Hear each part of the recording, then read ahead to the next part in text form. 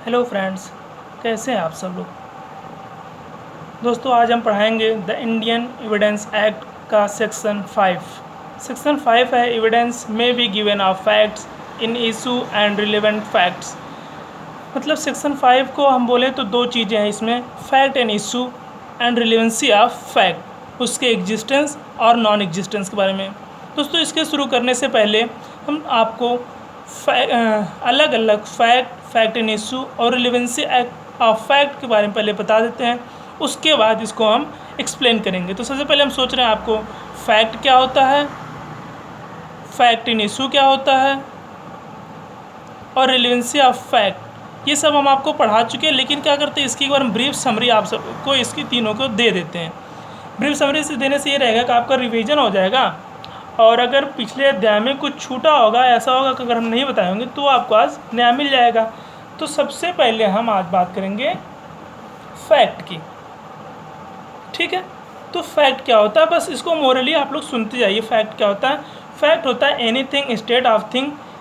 उसमें क्या होता है, पार्टिकुलर कंडीशन भी होता है, जो किसी ने अपने पांचों सेंस से किसी चीज़ को सुना हो, कहा हो, देखा हो, ये सब सारी चीज़ें फैक्ट में आती हैं। किसी का mental condition, reputation, even opinion, ये सब भी आपका फैक्ट होता है। और क्या होता है फैक्ट में, N inscription on a stone और ए मेटल, ये भी आपका होता है फैक्ट। दोस्तों, केवल फिजिकल चीज़ें ही फैक्ट नहीं होती हैं, इवन साइकोलॉजिकल भी होता है जो वो फैक्ट होता है, हम आपको बता दिए।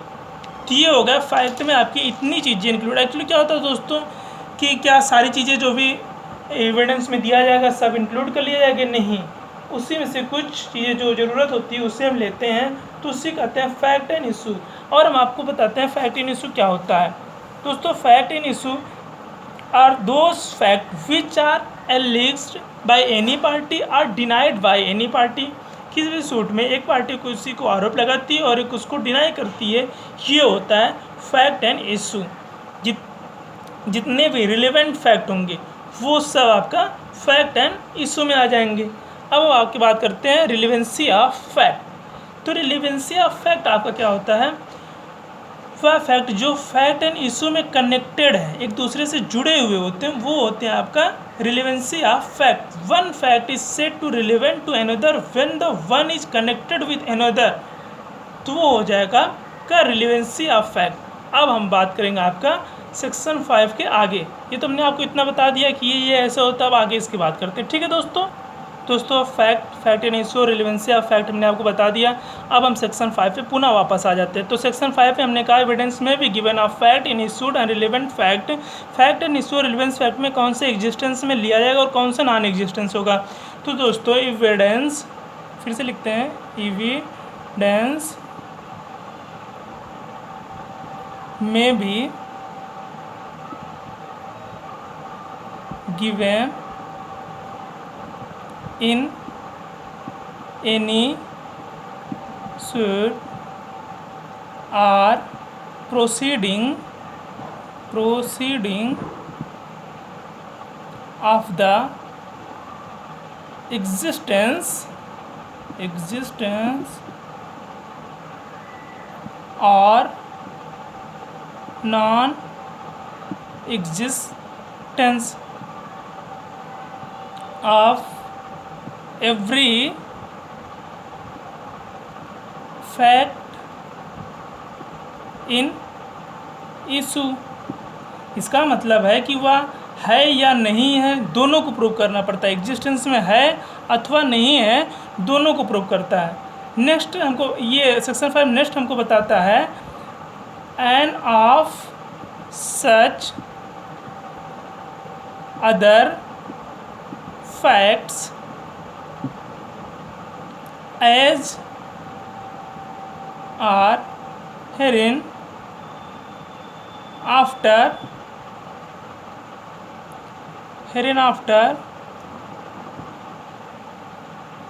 declare to be relevant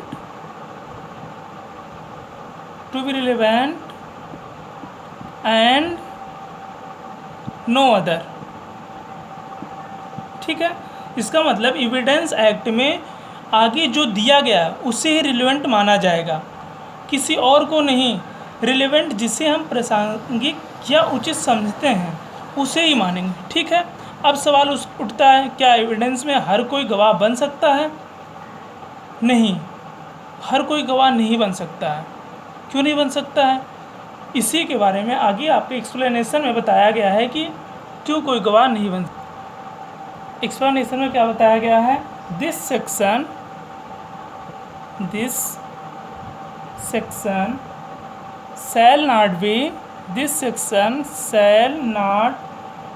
shall not enable any person. This section shall not enable any person to give evidence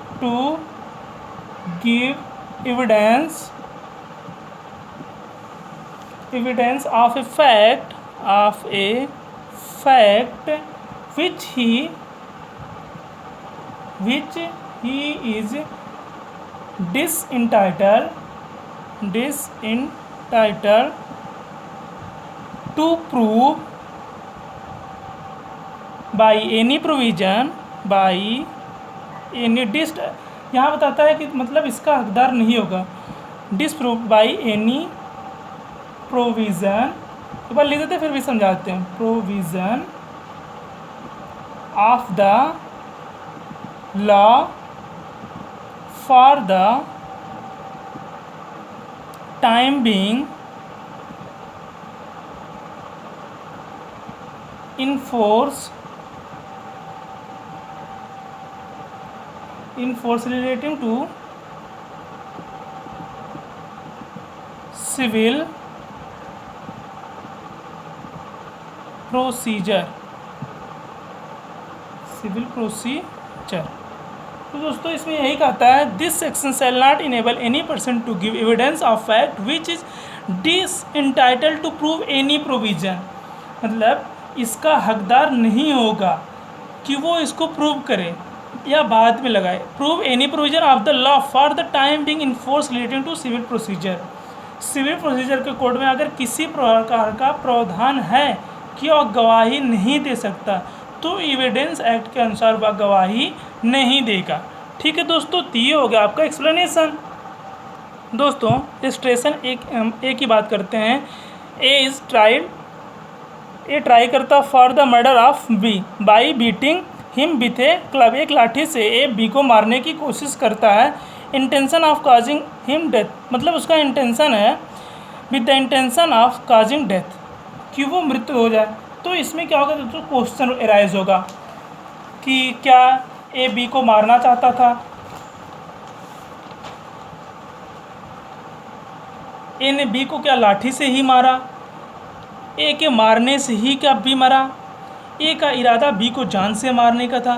तो ये सब इसी मतलब ये सब क्वेश्चन एराइज होंगे और इसी के लिए वहाँ पे हमें एविडेंस को देना पड़ेगा इन सब ही बातों को प्रूव करने के लिए कि ए बी को मारना चाहता था, जान से मारना चाहता था, लाठी से ही मारा।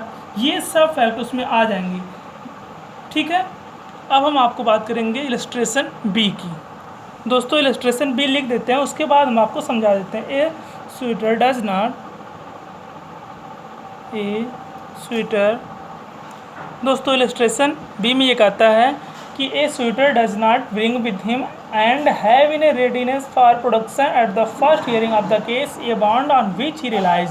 This section does not enable him to produce the bond और prove its contents at a subsequent stage of the proceeding otherwise than in accordance with the condition prescribed by the code of civil procedure। मतलब दोस्त ये साफ साफ बोल रहा है कि जिसने केस किया है उसको अपने सबूत तैयार करके साथ में लगा देने चाहिए। अगर वो अपने तथ्यों को प्रूव नहीं कर पाता है तो उसे मान लिया जाएगा कि उसके पास सबूत पर्याप्त नहीं है और आगे उसे लगाने नहीं दिया जाएगा, ठीक है दोस्तों। यही एग्जाम्पल ये कह रहा है कि मतलब मामले में बाद की कार्रवाई में उसे अलाउ नहीं होगा।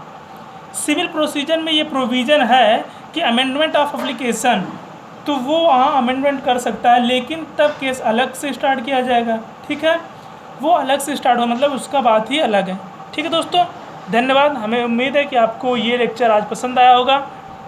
ठीक है, हमारे इस चैनल को आप सब्सक्राइब कर लीजिए, लाइक कीजिए, दोस्तों के साथ शेयर कीजिए, और अगर कोई सुझाव देना है तो आप कमेंट बॉक्स में सुझाव दे सकते हो। उसके लिए मोस्ट वेलकम आप सबका। धन्यवाद दोस्तों।